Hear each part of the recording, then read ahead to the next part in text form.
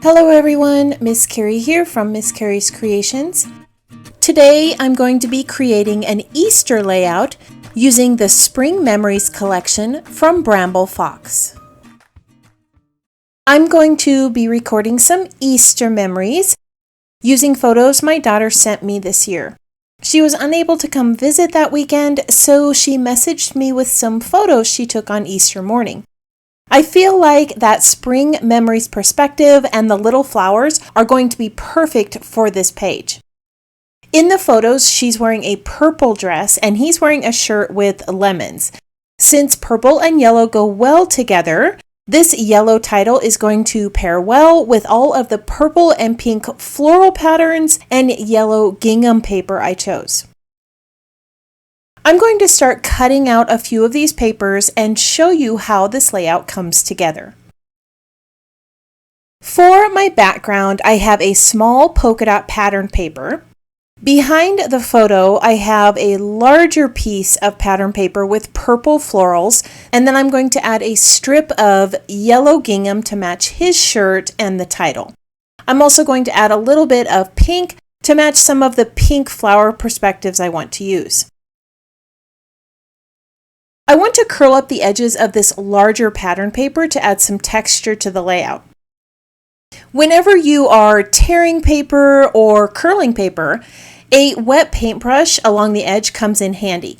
I usually just run that wet paintbrush along the edge a couple of times, and I give it a few seconds to let the water soak in. Then I can just roll or tear the edges of the paper with my fingers. Now, as I'm rolling those edges, you're going to see a dark purple pattern from the back side start to show. This is going to create a nice frame above and below my photos. Now that the edges are rolled, I'm going to lay some of my larger pieces down onto the page. Over that floral pattern piece, I have a thick strip of yellow gingham paper, and then I'm going to layer a small pink pattern strip. Behind my photo, I'm going to place a piece of lilac water wash paper. And then below the photo, I'm going to place that title. And then I'll add some pattern paper to the base of the page. Before I adhere these down, I want to add some ink on the background paper. I'm going to use a pencil to mark the places where I want the ink to go. Then I'll remove everything and add some smudges of lilac ink. I'm using milled lavender distress oxide. This is going to give me a soft purple color with a chalk-like finish. I'm going to press my ink pad down onto a piece of plastic wrapping, and then I'll spray the ink with some water and press it onto the areas where I want that color. I want some of that lilac color behind my title, and I also want a little bit of this color on the left side of the page. And I also want some at the top of the page behind a cluster of florals I'm going to add up there. Now I'm going to grab my heat tool and I'm going to dry this ink, and then I'll adhere all of the pattern papers into place. So I've already laid that floral piece flush with the right side of the page about a third of the way down. After I cut some chevrons into the ends of the pattern paper strips, a T-square comes in handy whenever you're trying to make sure things are nice and straight. Along the base of my page, I want to add a torn piece of dark purple pattern paper. Once again, I'm going to brush the edge with a little bit of water, and then I'm going to tear the paper away from me along that larger edge. Now, if you tear the paper towards you, you're going to get more of a white edge. If you tear it away from you, you're going to be able to get more of that pattern paper showing. Once I have torn that edge, I'm going to roll this edge just a little bit to create some texture that matches that floral pattern piece. On the left side, I am tearing out a larger chunk and I'm rolling those pieces because I want some pattern paper to show through this. I'm going to be using a floral pattern from this sentiment that I took from a cut apart page. I'm going to be tucking this behind the purple strip so that that little bundle of florals shows through. Now this is a great way to use those cut apart pages. Many pattern paper lines have cut apart pages or sentiment pages like this, but we often don't know how to use them. Tucking them behind elements allows the pattern to show through, and it hides the sentiment if you don't want to use it. Now that I've torn the edge of that cut apart page so that it flows with the purple strip, I'm going to glue these in place. To bring some more texture to the page, I'm going to add a lace border below the floral pattern paper. This was cut out of white cardstock using a continuous border die.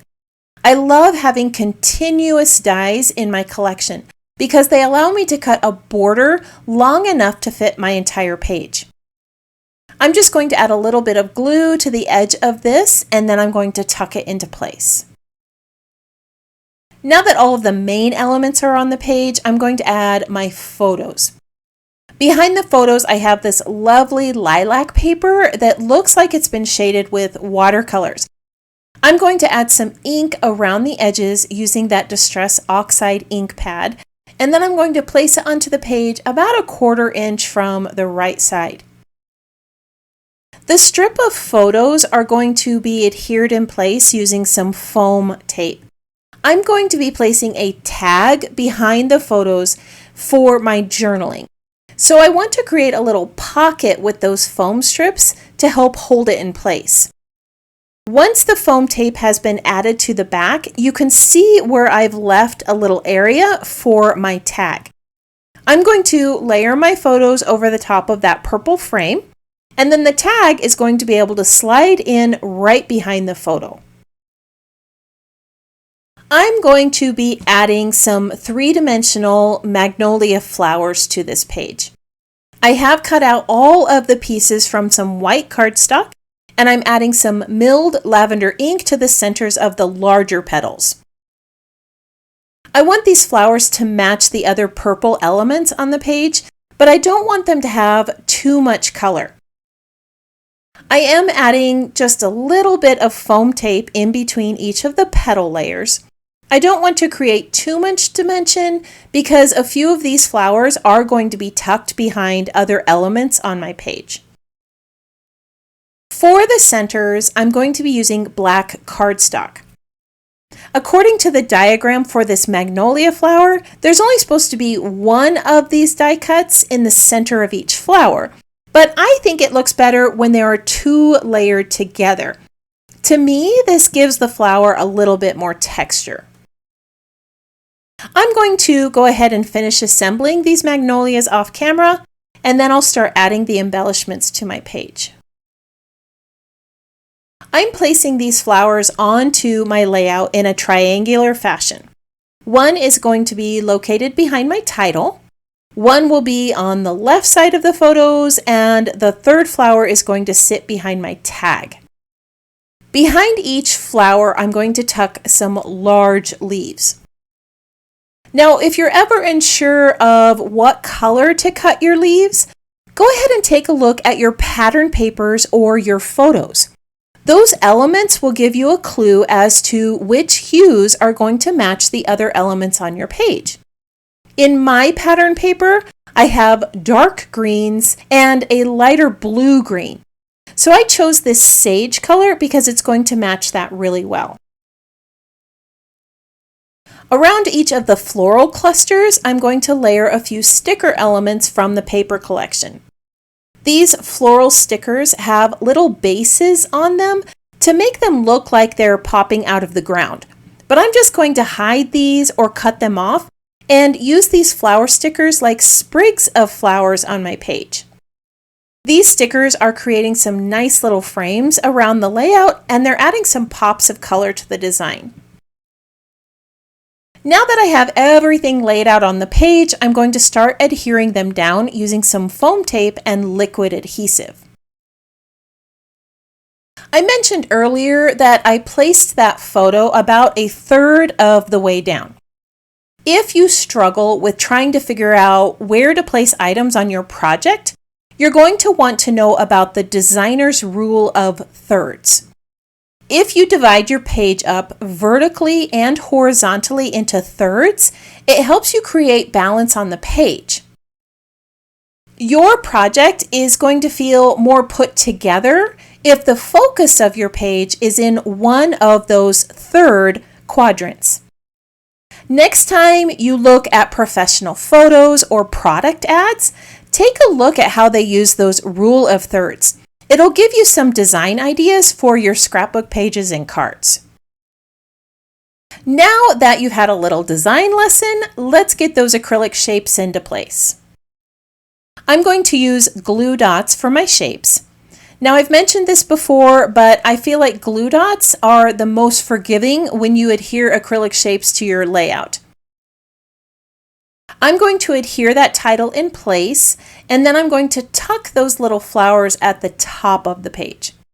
These yellow flowers are forming a nice visual triangle with the title, and that color contrasts well with the purple elements. If you are new to using Bramble Fox perspectives, you will want to know that they have a protective vinyl layer that needs to be removed. For those of you who have followed Bramble Fox for a long time, you know about that vinyl layer and how important it is to remove it. Now I'm just going to add a few finishing touches to the layout. Below the title, I'm going to place a sticker that says, "I think to myself, what a wonderful world." This creates a nice little grounding strip below the title, and the green matches the leaves on the page. I'm also going to add a little bundle of purple thread to the tag. This is a textured thread that's going to be tied into a messy knot and trimmed so that the ends aren't too long. I like how this adds texture to that part of the page. Around my floral elements, I'm going to add some soft pink dots. This is going to bring some more of that pale pink to the page and create a nice visual triangle with that single pink flower perspective. So here is that completed layout I created using the Spring Memories title and those adorable flowers. The photos were taken of this couple on Easter morning, so I wanted the page to have a nice springtime feel. The floral die cuts, sticker elements, and papers go so well together, and that little tag at the top is a great place for my journaling.